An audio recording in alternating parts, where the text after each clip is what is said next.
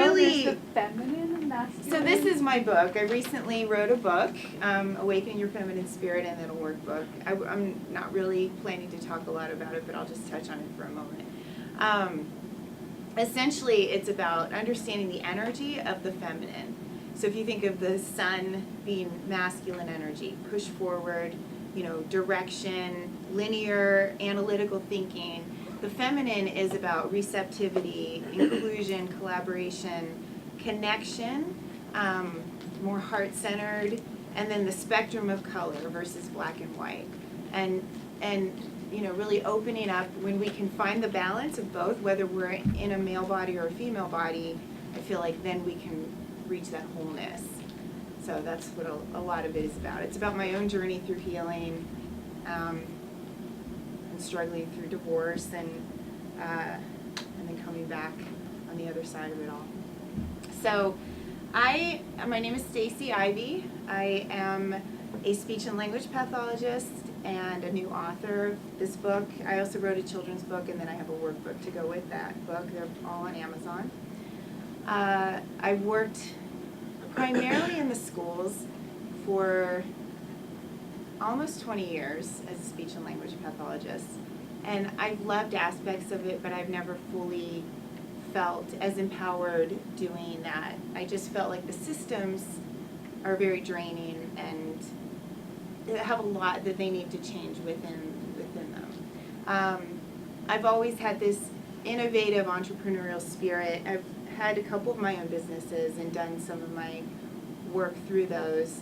And then in 2009, I became a yoga instructor. I went to Nosara Yoga Institute in Nosara, Costa Rica.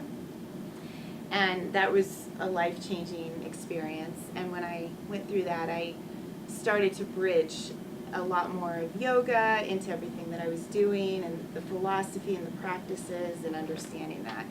So what I'm going to talk to you today is about the power of authentic communication and 3 main points about how to really communicate powerfully and authentically.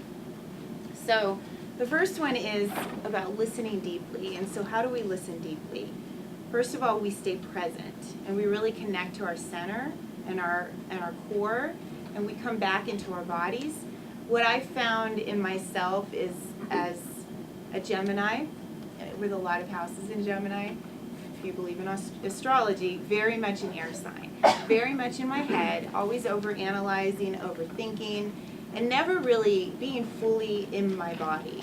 And so the more I learned how to ground and be present and really sort of out of that monkey mind, what they teach in yoga is the monkey mind, the more I was able to just stay one with the person that I was connecting to, and really feel like I belonged on this planet. There's been a lot of my life that I felt like, I don't know, I wanted to be somewhere else, or I didn't feel like there was really a place for me. So listening deeply, being fully present. One of the things I always spoke about with the children that I worked with and adults is we have 2 ears and 1 mouth. So if you're thinking of listening just through the ears, we should listen twice as much as we hear. As we speak. Because the more that we listen, there's a lot that we can learn.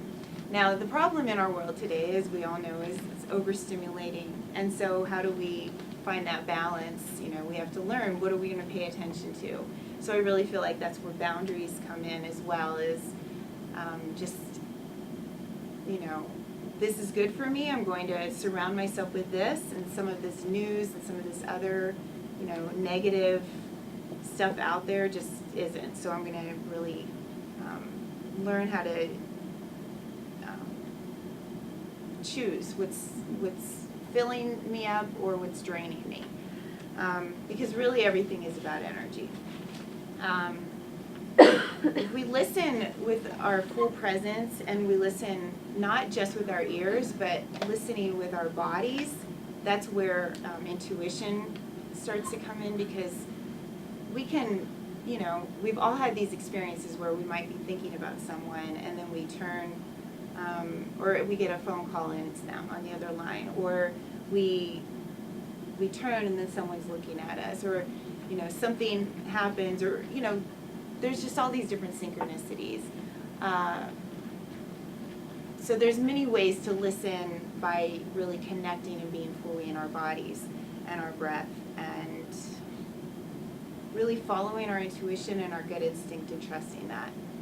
Because I feel like we've been taught to be sort of sheep in a lot of ways in the systems that we've been raised in, and we have not, I wasn't always comfortable with trusting myself, and I a lot of times doubted my own thoughts and my own what was best for me, and I listened to what other people wanted from me rather than what was best for me. So it's really important to learn to trust that, and I feel like the more present that we are, the more centered we are in ourselves, the easier it is for us to trust that, the more that we can quiet down the mind. And then another aspect of listening deeply is really opening to radical self-care and just really taking care of ourselves, giving ourselves what we need, because some of the women were speaking about this in the last session, that we can't give what we don't have. Exactly. So the more we're able to give to ourselves and nurture ourselves and, replenish ourselves, the more that we have to give to others. The other part is spending time in nature, just really connecting, being in nature, really using water as a cleanser. For me, I have to be in water every day, drinking lots of water in this desert environment, but also spending time in water, sitting in water. Anytime you're around anything that feels negative, or you just, not sure how to get it off of you, there's lots of different energy practices, but a simple one is just getting in the shower and letting the water wash it off of you, and it's really simple. So the second part of the power of your authentic communication is speaking your truth. And so how do we speak what's true to us? And it seems like simple. Don't we all just do that naturally? Well, not necessarily, because we're afraid of what we might say might not resonate with someone else, or someone might make someone uncomfortable, or they won't like us. If we speak our truth and we're honest about how we feel, then it doesn't matter if people don't like you. It's just you're being you, and it will resonate with some people. Something that I wanted to bring up about, with women especially, and talking about really grounding into the body, is we have this, and men have this too, but for women I feel like it's especially powerful, the whole area of the second chakra and the hips. We birth babies through that area, but we also creatively can birth all kinds of projects and books and businesses and whatever we want into the world. The more that we are centered and really connect to that area, heal that area. We have a lot of wounds that we carry in that area from past experiences. And so when we are fully grounded, I think from the waist down, the more present we are and the more that we can really speak from that place, it's a more powerful place of being and speaking rather than in our head. And then just knowing the power of your words and your thoughts. Thinking positively and thinking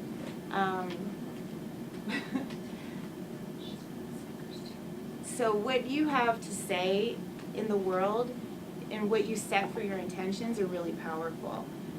The more that we understand, everything that we think and everything that we speak has an effect. It's like a domino effect. We don't necessarily believe it because it's not physical, but on an energetic level, it's really powerful.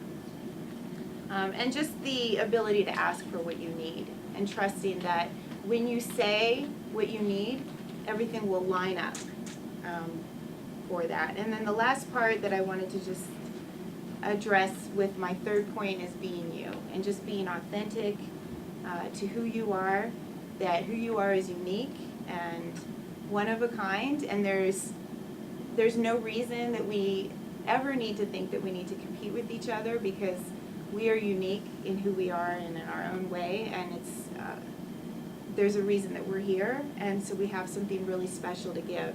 When we really own that and step into that uniqueness, it's powerful.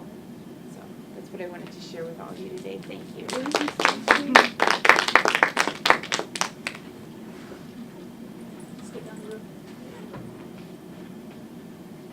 And I'm not one for sitting, so I'm just gonna step.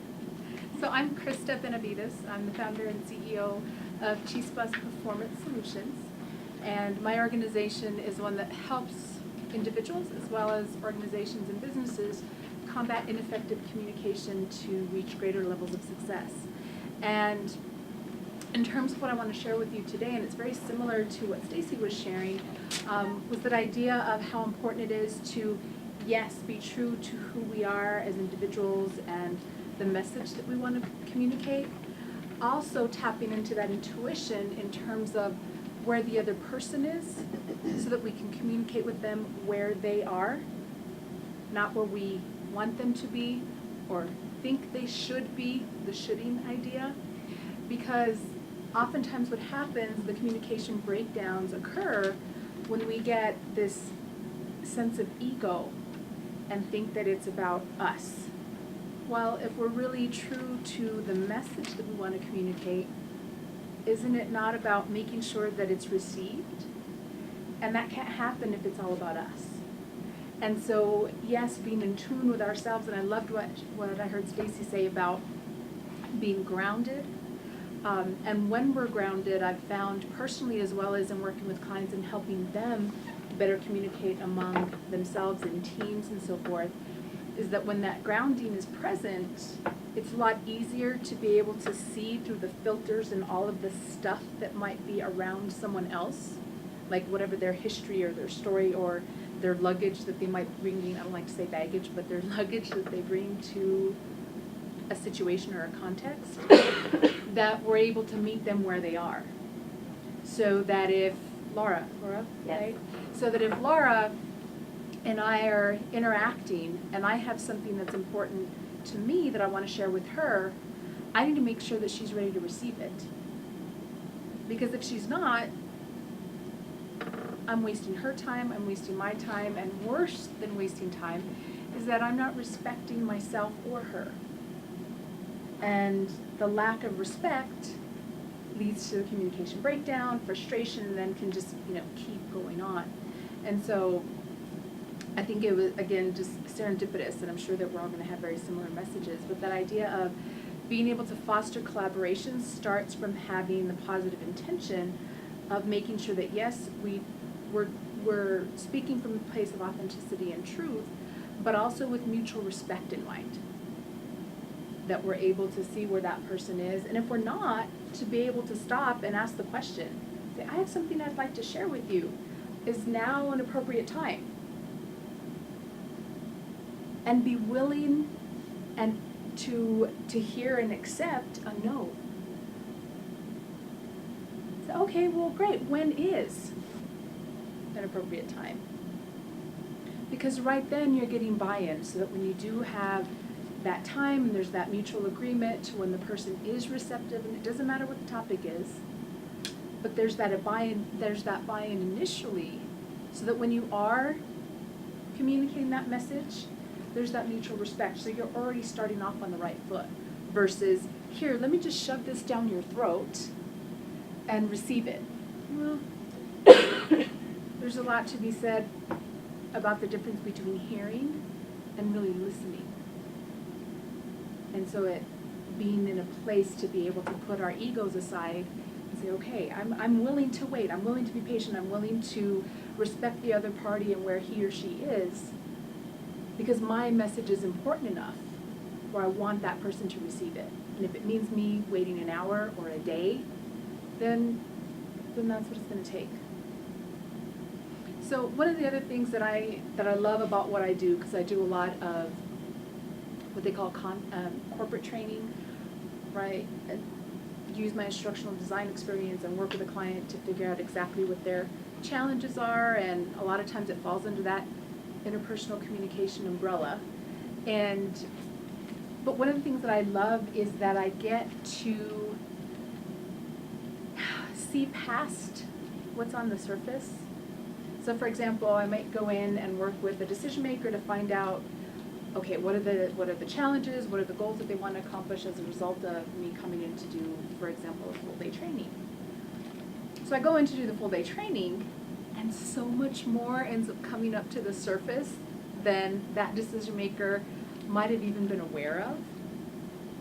And what I really appreciate about that is there's a lot of trust involved with that, because that wouldn't be able to come to the surface if I wasn't open to receiving it. And so just as I've said that we need to be ready for other people to receive our message, it starts here as well, right? We need to be able to be ready to receive other people's messages. So there's that unspoken trust factor that goes hand in hand. So it's not just about me, it's not just about the other party, but it's that mutual respect factor. And I was telling some people last week about this client that I worked with in December. I was working out of state, and I had 2 days. One was on conflict resolution in the workplace, and the other one was effective teaming. And again, I had met with the decision maker to find out exactly what they were wanting to get accomplished, and oftentimes if I can, I'd like to talk to the people that are going to actually attend the class. Because sometimes what the decision maker sees as issues aren't necessarily what the people participating will see as the true issues. So unfortunately, I didn't get a chance to connect with the people that were going to participate, but I thought that's okay. Ideally, I'll come in with the right energy, and whatever needs to come to the surface will. Well, the first day went really well on the effective teaming. The second day on conflict resolution, which is a little bit more of a tense kind of subject sometimes, about the first hour was going well, but then all of a sudden, after they came back from break, the energy shifted. And I couldn't put my finger on it, but there was just something different compared to the whole day before and the first hour of the class. And I'm the type of person that will just, especially in a training kind of session, will just stop and say, okay, something's up, fill me in, we're not gonna go on until I know what's going on. And so that's essentially what I did. And somebody, it was a class of 20, and somebody finally raised his hand, and he says, well, I'm hearing lots of examples about how you're encouraging us to use this back in our workplace. And we were actually on site in their workplace. I said, yes, we talked about that all day yesterday and this morning. He says, well, there's a problem with that. I said, okay, share with me. He said, well, we're here in this training and this is great information and we loved the session yesterday. He says, but I think the elephant in the room is that we all know that we're in this class so that our bosses can check off a box on a list. That we attended a certain amount of hours of training and they can check off on the list, and they're going to go back to doing what they do, and whether or not we apply this information, is it really going to help? Is it going to do anything? I said, are you serious? I said, yeah. I said, okay, this person said that. What about everybody else? Is that what's going on where the energy isn't what it was yesterday? And they agreed. So from that moment on, I said, okay, then we're shifting. We're just shifting gears. The unfortunate thing, though, when a situation like that happens, whether it's with a group or one-on-one, we get so caught up in our own egos that we're not willing to shift or pivot. We just continue on, here's the message. And so it's important to be able to say, okay, yes, I'm still centered. Here's the message. How can I now adjust it so that it works for my audience, whether it's that audience of 1 or the audience of, in that case, 20. And so I was willing to shift. I said, okay, let's throw that out the window. Pretend you're not here anymore. Let's say you lost your job tomorrow. Now how are you going to use that information?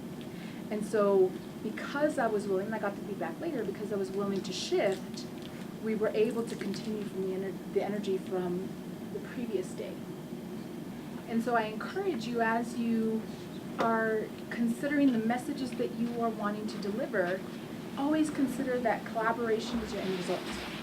It may not be something tangible that you can put your finger on, but collaboration is the idea that people are going to be able to take your message and share it and learn from it. Because if it stops with one person, what is the impact? But if it goes from that person to the next, to the next, to the next, even though it might change in version, that's how you eventually get to the bigger picture. What questions may I address? Can we put the questions to the end? Oh, okay, sure.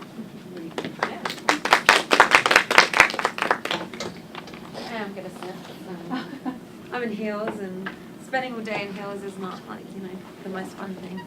So, hi everyone, my name is Lara, and I'm the CEO of Be a Legend, and I am a business strategist, and what that means is that I help companies elevate to the next level through multiple different platforms.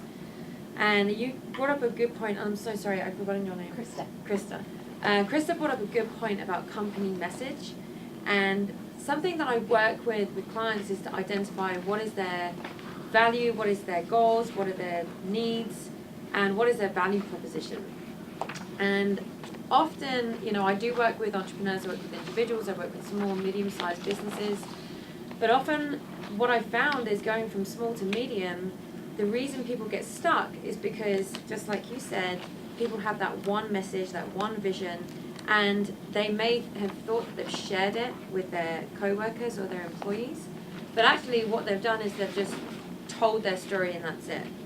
And so the employees are not engaged with that, So I made a few notes here, but my message today is to communicate that ensuring a cohesive and consistent company culture is absolutely key if you want to grow. In other words, if your employees are engaged with you as a person and your story behind why the company started and what the vision is moving forward, your employees become part of your DNA and the passion evolves from within. In other words, you've got to find people that complement your skills, you've got to know what you're good at, and you also got to know what you suck at. And if you know both of those things, you'll know the type of people that you want to bring into the company that will be in line with your thinking, but also you can help them evolve that passion because they've really bought into your company culture and it's starting to ingrain in their DNA. One of my experiences from, going back probably 4 or 5 years ago now, there was a company I worked for back in the UK. Obviously I have an accent, you probably figured that out, I'm from the UK. And I'll never forget this. When I joined, they were turning over about 5 million. And I knew that we had the potential to dominate the marketplace. And I was selling vending machines. And it was a very saturated market. And I thought to myself, well, how can I help this company get from this point to this point? So yeah, you've got to have good people. Well, what does that mean? What does good people mean? And you want people that are engaged with your vision, like I mentioned earlier. And so I was quite instrumental in helping employ some salespeople. I knew what to look for, what to identify. Did they have the drive? Did they have the passion? But moving forward from that, I helped change people's mindset. So they would often, say, oh, well, this person didn't want to buy from me because we were too expensive. Oh, we were this, we were that. And so we would sit down and say, so what? So what if we're the most expensive? We hold the most value of what we offer. And so you're trying to get into the hearts of your own employees to get them engaged and understand your product or your service or your company. But it's more than that. I used to say to people, there's a 3-step rule. People buy from people, number 1. So you have to sell yourself. Number 2, you then sell the company. And number 3, you sell the product. You could have the worst product in the world, but if that person likes you, they're more likely to want to buy from you. You could have the best product in the world, but if they don't like you, and they don't agree with your company culture or they don't like your company, guess what? They're not going to buy from you. You could have the best product and price in the world, it doesn't matter. So the point is as a CEO of a business, as the company evolves and grows, you've got to be open to understanding other people's vision and creativity and utilize that within the business. Help align it to your vision because at the end of the day it is your company and it's, you're the one that wants to move that forward in the way that you've envisioned, but don't be don't be put off by other people's input. Embrace that. Don't see them as problems or people that just are trying to cause issues. I'm a challenger, so I often used to challenge my CEO, and I would say things to him like, well, I don't agree with this, or actually, have you thought about doing it this way? And the more that you do that, and the more that you bring other people in line with that, you start creating this momentum. And to cut a long story short, we grew the company from 5 to 50 million in the space of about 6 years, which in a saturated market was pretty big. So to finish off, because I thought I was only going to have like 5-6 minutes, but to finish off, the point is to listen to your employees, get them engaged in your company culture, get them bought into your DNA. Get them to understand your vision, but don't be turned off or put off with all of their ideas. Use the creativity around you, because we're all good at something, but there's a lot of things that we are not good at that other people have those skills in. So use it. You've got it around you, and create a better environment and collaborate.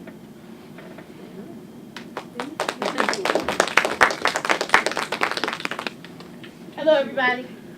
Hi. My name is Catherine McGill, and I'm the founder and director of an organization called New Mexico Black History Organizing Committee based in New Mexico. I'm from Albuquerque, and I've been here for about 30 plus years.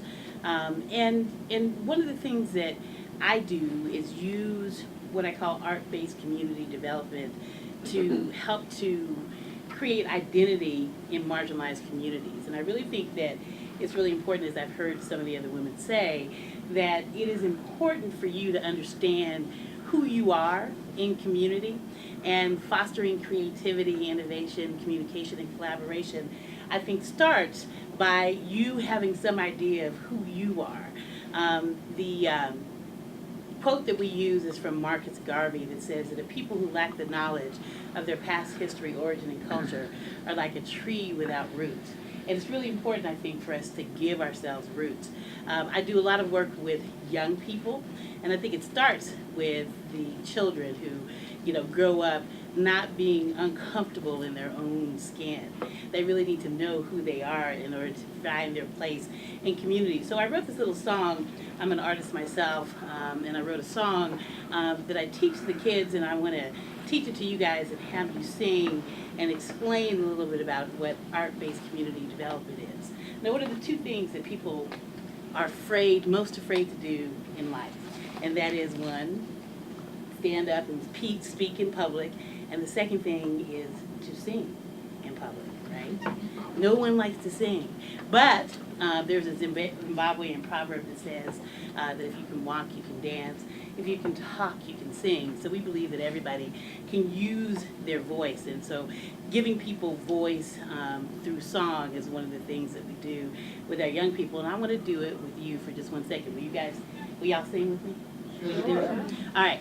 So the song is called "I Believe in Me," and the words are, "I believe in me, because I believe in you, because I believe in we, our whole community, and my roots are deep to keep me strong. I stand proud, and I know I belong. Everybody hear me when I say that.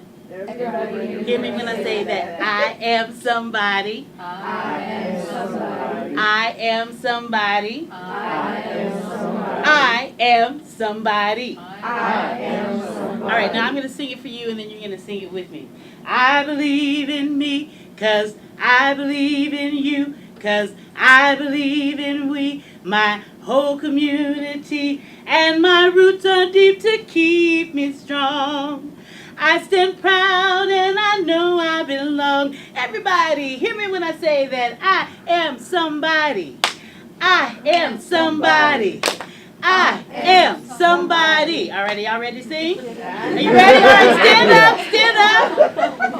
All right, now, in order to sing with each other and to build community, you need to know who you're talking to. So everybody, just real quick, say your name out loud. All right, so now we are community. Are you guys ready to sing? All right. I believe in me. Okay, so you know we might do it like this. Since you guys don't know the song, we don't have it written down. So I'll sing, I'll go first, and then you'll sing after me. I believe in me. I believe in me, 'Cause I believe in you. 'cause I believe in you, 'Cause I believe in we. 'cause I believe in we, My whole community. my whole community. And my roots are deep to keep me strong. Everybody. And my roots are deep to keep me strong.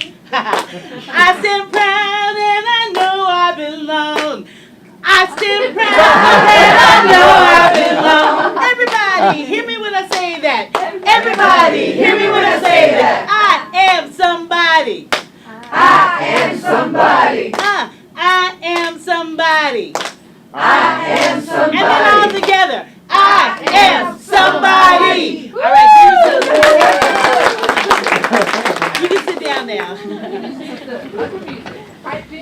Right, right. So actually, just the sound of your human voice is so very important, and most people don't have a voice. And in order to foster creativity and communication and collaboration, everybody in your group needs to have a voice. And helping people find their voice is one of the most important things I think you can do in life. And I think that art is a way to help to do that. And so I spend most of my life using art-based community development to help people find voice and to help marginalized communities find their voice. And I think it was Pablo Picasso who said that art is a way to wash away the dust from everyday life. And we know that we have a lot of dust in our lives. And I grew up in a small town in Muskogee, Oklahoma, where there were the ideologies of the pseudo-South, where there was lots of racism, lots of things that made me think that perhaps I wasn't good enough. But I had a very strong mother who told me that I was somebody. And I feel like we need to teach our children that they are somebody. And the arts are a way to do that. Art-based community development is not art just for art's sake, but a way to create entire communities. I think you could see that when you guys stand together and you sing together, that it makes things a whole lot easier. You can talk about stuff that might be difficult to talk about if you weren't using a song or if you weren't using spoken word. And we know that those kind of things have been done all the time to help to bring communities together. So I would suggest that if you are looking for a way to make the world that you live in a little bit better, you can use the power of the spoken word, the power of music to help people find their voice. And that's what I enjoy doing every day. And I know that when you came down this road, you saw a lot of dust coming in from the desert in New Mexico. And I certainly have used, as Picasso said, art to wash away the dust from my everyday life. I challenge you to do the same.